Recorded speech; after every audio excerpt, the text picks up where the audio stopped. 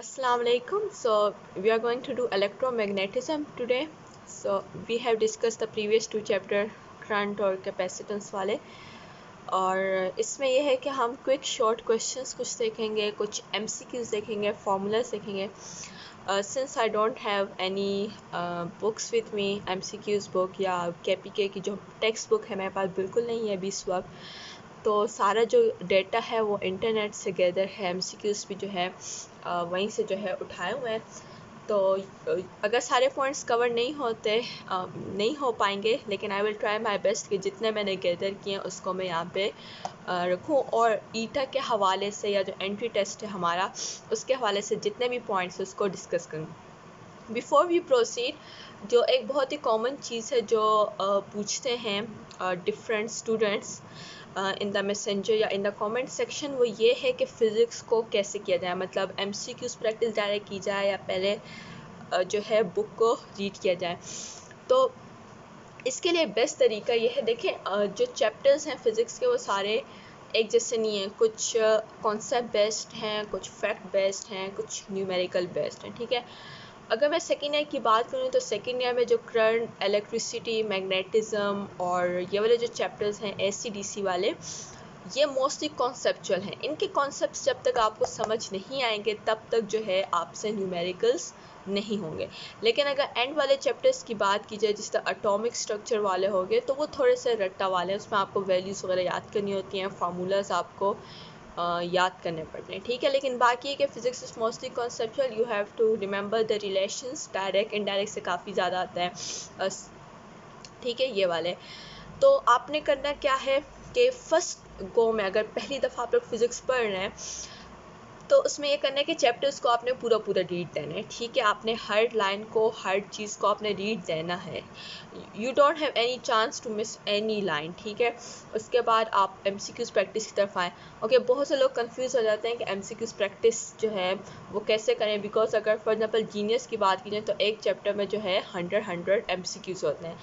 So it doesn't mean कि आप इन 100 MCQs को एक ही गो में करें. ठीक है, जब आप फर्स्ट फेस में जा रहे होते हैं, पहली दफ़ा जब आप चैप्टर कर रहे होते हैं, तो आप 20 to 30 MCQs कर लें, या जितनी आपसे हो रहे हैं या जितनी आपकी एबिलिटी है आप अपने MCQs करें. बिकॉज फर्स्ट टाइम MCQs हमेशा ज़्यादा टाइम लेते हैं. उसके बाद जब आप रिवीजन पे आएंगे तो रिवीजन में आप जो है रिमेनिंग MCQs करें. और उसके बाद जब थर्ड, फोर्थ, फिफ्थ टाइम जब आप रिवीजन करेंगे तो ये MCQs आपके लिए कुछ भी नहीं होंगे. सो जो इम्पोर्टेंट है MCQs उससे आप गो थ्रू करें. उसके बाद switch to the next book. कोई भी एकेडमी की बुक है या कोई भी आप सोर्स यूज़ करें MCQs की, तो आप उसकी तरफ चले जाएँ. ठीक है, दूसरी बात जो है बहुत से स्टूडेंट्स यूज़ करते हैं रेड स्पॉट.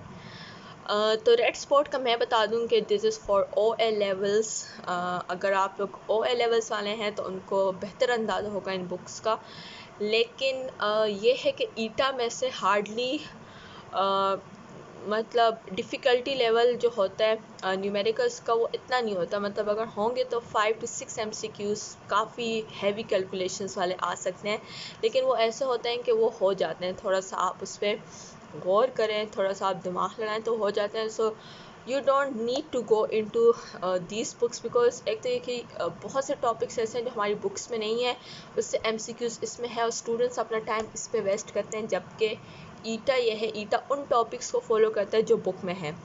टॉपिक्स को फॉलो करने का यह मतलब नहीं है कि MCQs भी वही आएंगे जो इजी वाले हों. मतलब जो बुक के एंड वाले हों या जो एकेडमीज़ की बुक हैं, ज़रूरी नहीं है. टॉपिक से मुराद है कि टॉपिक का जो जितना कंटेंट है, जितने फार्मूलाज गिवन है, जो लाइंस गिवन है, उससे रेलेवेंट डायरेक्टली इनडायरेक्टली कुछ भी पूछा जा सकता है. ठीक है, सो ये वाली बात हो गई.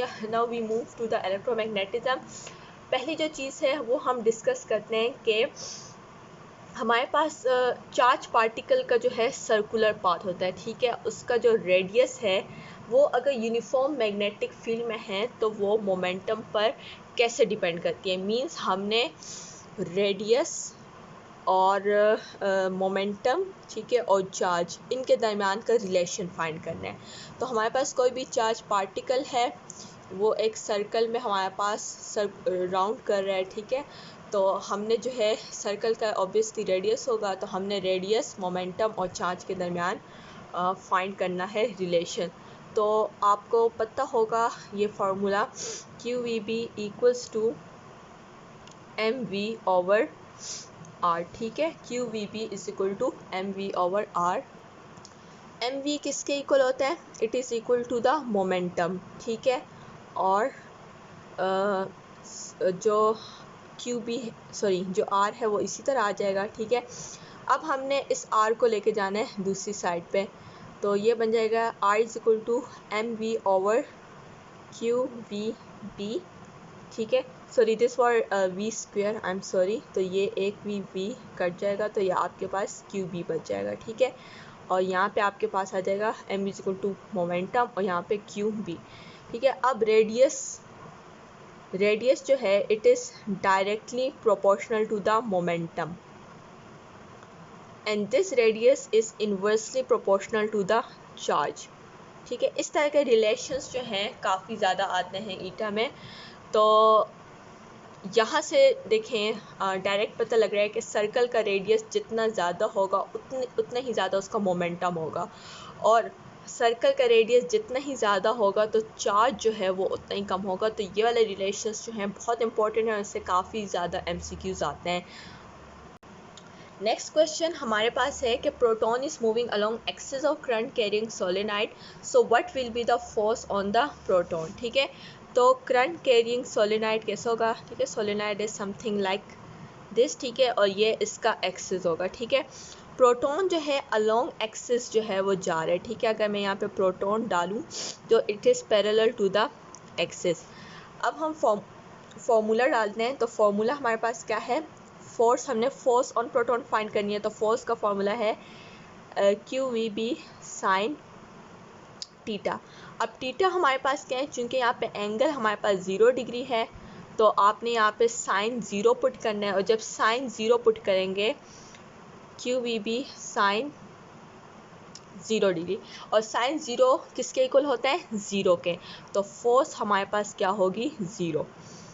अच्छा, ऐसे जो MCQs होते हैं ना, ये आपको डायरेक्टली आ जाने चाहिए। आपको पता होना चाहिए एक्सिस है, प्रोटॉन इसके अलोंग जा रहा है, तो आपको फ़ौरन से क्लिक हो जाना चाहिए कि टीटा जो है वो 0 होगा तो फोर्स 0 होगा, तो आपको इतनी लंबी कैलकुलेशन करने की ज़रूरत नहीं पड़ेगी।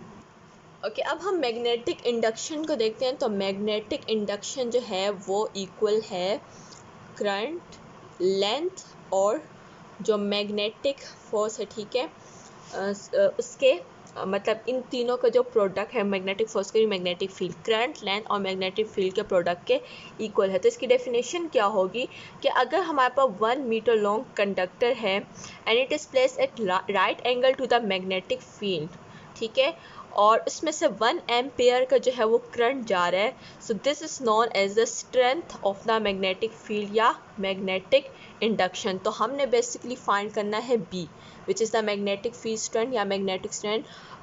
तो ये हमारे पास हो जाएगा फोर्स डिवाइडेड बाय IL। ठीक है, इसके यूनिट्स काफ़ी स्टूडेंट्स कंफ्यूज कर जाते हैं, तो न्यूटन्स इसके आपको फिंगर टिप्स पे याद होने चाहिए। ठीक है, so newton divided by ampere metre, और ये हमारे पास किसके इक्वल होगा? 1 टेस्ला के। ठीक है, इसके न्यूटन्स जो है डिफरेंट फॉर्म में आपसे पूछे जाते हैं, in the form of words भी पूछे जा सकते हैं, तो वो कन्वर्जन जो हैं वो आपको आनी चाहिए। उसके अलावा जो एक और इम्पॉर्टेंट चीज़ है वो ये है कि CGS यूनिट्स जब पूछे जाते हैं तो आपको पता होना चाहिए 1 टेस्ला किसके इक्वल होता है? 10⁴ G के। ठीक है, गॉस के। और एक हमारे पास वेबर होता है, 1 वेबर किसके इक्वल होता है? 10⁴ मैक्सवेल के। ठीक है, सो ये दो बहुत ज़्यादा इम्पोर्टेंट रिलेशंस हैं। इसके अलावा जो है हमारे पास आ जाता है वेलोसिटी सेलेक्टर। इसमें से बहुत क्वेश्चंस आते हैं, बहुत ज़्यादा, प्रैक्टिस टेस्ट में भी काफ़ी आता है। सिंपल है, वेलोसिटी आपके पास इक्वल होती है E/B के। ठीक है, ये आपके पास क्या है? मैग्नेटिक फील्ड स्ट्रेंथ है, तो ये आपको याद होना चाहिए। और ये कहाँ से निकला है कि हमारे पास जो इलेक्ट्रिक फोर्स है, वेलोसिटी सेलेक्टर जो हमारे पास होता है उसमें इलेक्ट्रिक फोर्स इक्वल होता है QE के। ठीक है, और हमारे पास जो मतलब ये तो इसके इक्वल हो गया, तो वेलोसिटी सेलेक्टर में क्या होता है? इलेक्ट्रिक फोर्स हमारे पास इक्वल हो जाता है मैग्नेटिक फोर्स के। वैल्यू हम पुट करेंगे क्यू ई, और इसकी वैल्यू क्या हो जाएगी, अभी हमने पढ़ी है, that is E v B, ठीक है, ई वी बी। चूँकि वेलोसिटी सिलेक्टर में मोस्टली हमारे पास जो है यूज़ होता है इलेक्ट्रॉन, तो हम इसकी जगह इलेक्ट्रॉन पुट कर सकते हैं, ये और ये कैंसिल हो जाएंगे और वेलोसिटी हमारे पास आ जाएगी ई बाय बी के। नेक्स्ट इम्पॉर्टेंट रिलेशन जो पूछा जाता है वो ये कि हमारे पास जो radius of curvature of the charge है when it is place at right angle, so it is proportional to the momentum. ये हमने अब प्रूफ करना है, ठीक है। तो उसके लिए क्या हम करेंगे, मैग्नेटिक फील्ड इक्वल हो जाएगा सेंट्रिपिटल फोर्स के, this is q we B, और सेंट्रिपिटल हमारे पास क्या होती है, m v square over r. तो अब हमने इसको सॉल्व करना है, हमने यहाँ से मोमेंटम निकालना। मोमेंटम हमें पता है किसके इक्वल होता है, मैस इनटू वेलोसिटी के। आर को हम इस साइड पे ले आएंगे तो ये बन जाएगा m v square divided by q we B, और यहाँ पे हम लोग एम वी की जगह पुट करेंगे मोमेंटम, तो P V over Q we B. तो यहाँ से देखें ये सिंपली हमें पता लग रहा है रेडियस किसके प्रोपोर्शनल है, मोमेंटम के। यहाँ से बाकी हमारे पास भी रिलेशंस आ जाते हैं, radius directly proportional to velocity, तो यहाँ से कैंसिल हो जाएंगी। Radius is inversely proportional to the magnetic field strength. Now we will find the frequency of revolution of the charge particle, ठीक है। तो हमारे पास magnetic field, it is equal to the centripetal force. Simply we will put the values, so qvb equals to mv square over r. These two velocities will cancel each other, so we are left with qb is equal to mv by r.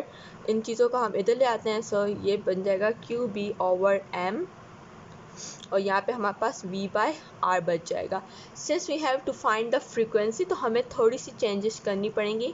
Velocity हमें पता है किसके equal होता है, R omega के, and omega is equal to velocity over radius, ठीक है।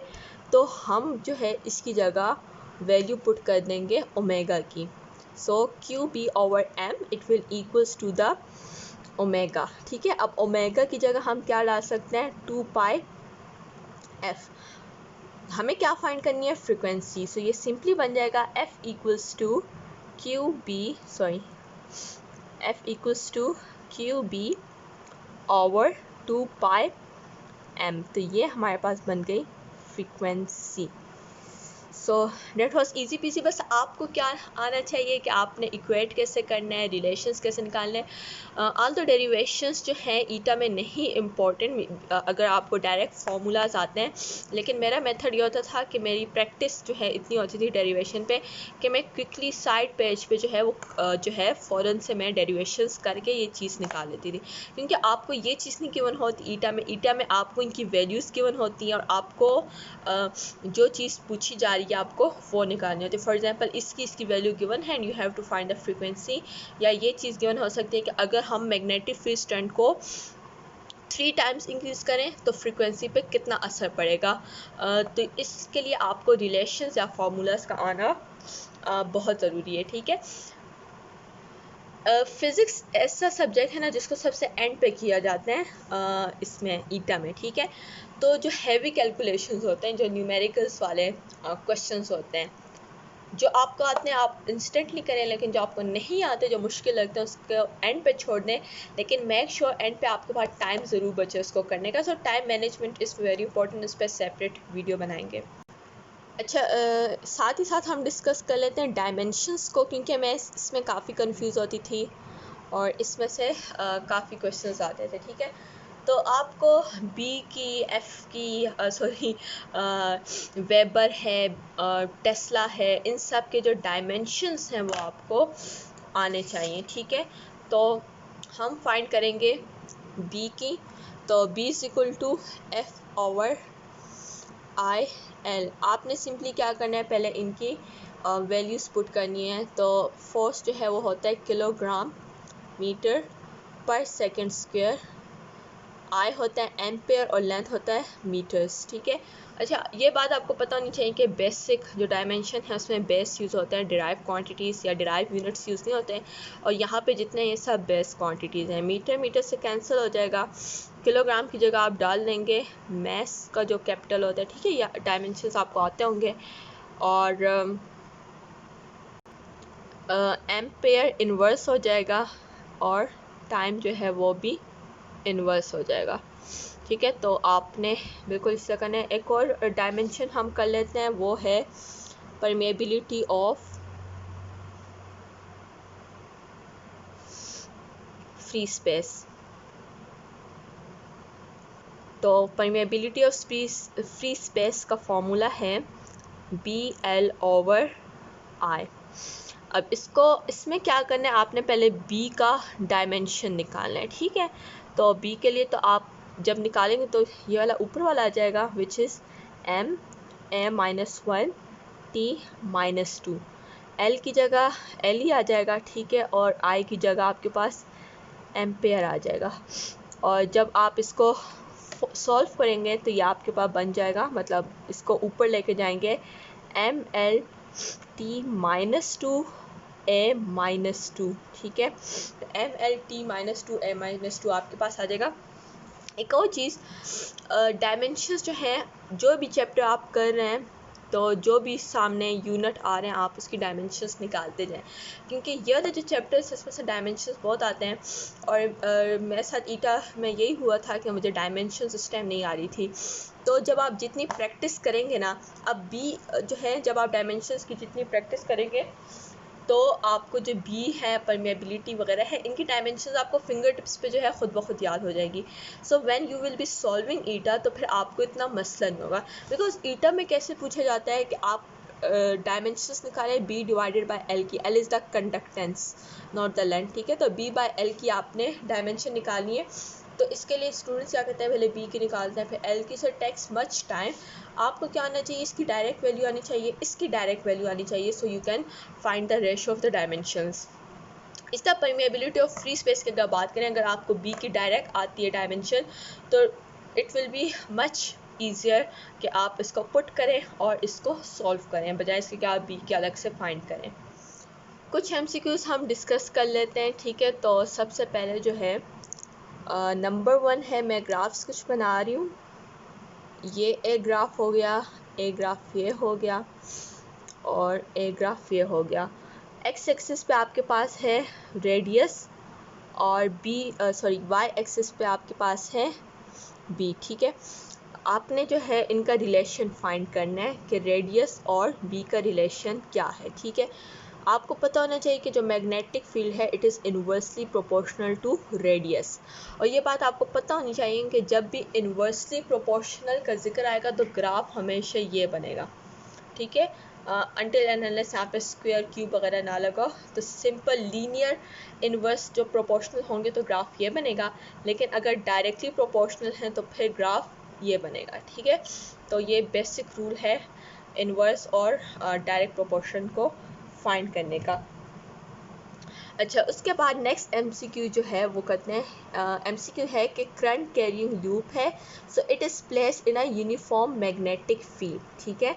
The torque acting on it does not depend upon, ठीक है। इसको दोबारा सुन लें, बल्कि मैं लिख देती हूँ कि हमारे पास जो करंट कैरिंग लूप है, ठीक है, करंट लूप मैं शॉर्ट करके लिखी हूँ, करंट कैरिंग लूप है, इसको प्लेस किया गया है यूनिफॉर्म मैग्नेटिक फील्ड में, ठीक है। तो जो टॉर्क है उसके ऊपर वो किसके ऊपर डिपेंड नहीं करेंगी, डज नॉट डिपेंड ऑन।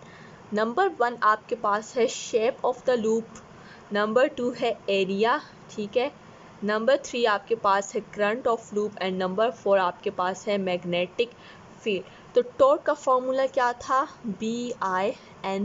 इसको मैंने ऐसे याद किया था, टॉर्क इज इक्वल टू बीना, दूसरा तरीका है टॉर्क इज इक्वल टू निबा।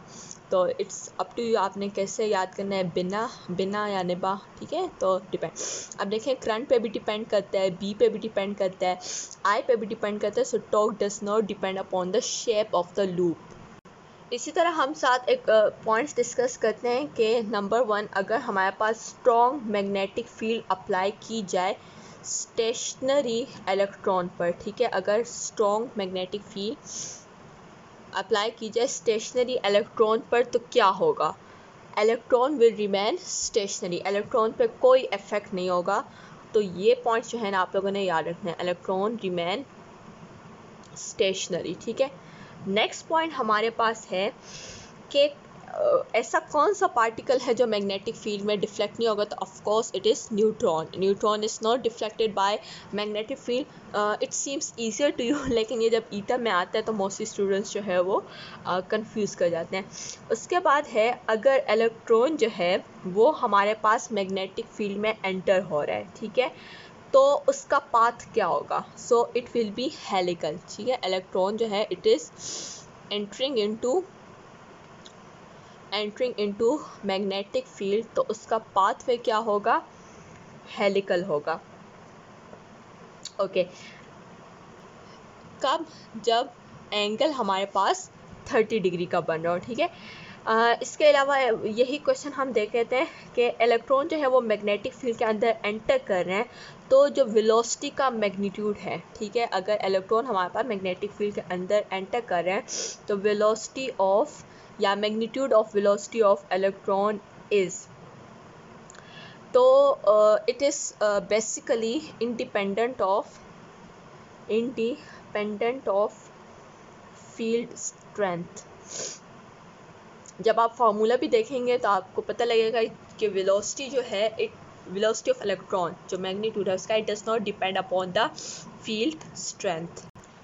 तो ये कुछ इंपॉर्टेंट बातें थी। इसके अलावा जो गैल्वेनोमीटर है, एम मीटर हो गया, ओहम मीटर्स वगैरह, ये काफ़ी इम्पोर्टेंट है। इनके सिंपल फार्मूलाज हैं, ठीक है, वो आपको जो है याद होनी चाहिए। इसको हम नेक्स्ट वीडियो में ज़रूर डिस्कस करेंगे अलॉन्ग विद जो AC/DC मोटर्स हैं उनके साथ, ठीक है। तो मुझे जो है इतने ही पॉइंट्स गैदर करने का मौका मिला था।